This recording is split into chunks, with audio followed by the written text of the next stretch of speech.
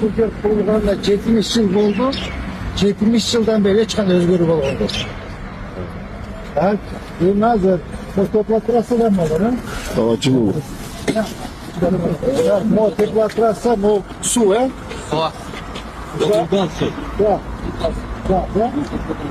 Mo teplatrasana yolun ortasına alıp getir. Tak, mo bazı dağlar.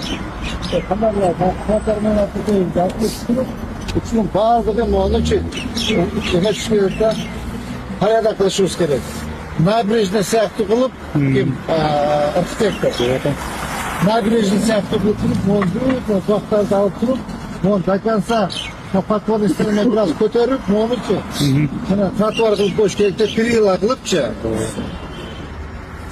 Oldu nabrijne sahte kılıp gelip monda oturup sunun boyunun en tratuar mı bir yıl ağa jölönüp su mine suyluyorsa adam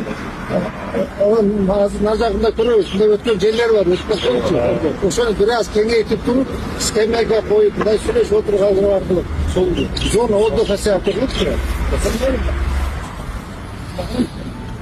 Ukrayna zavatlı Grigor'u, iki tarafta yol, şunun ortasında su duraldı. Şurada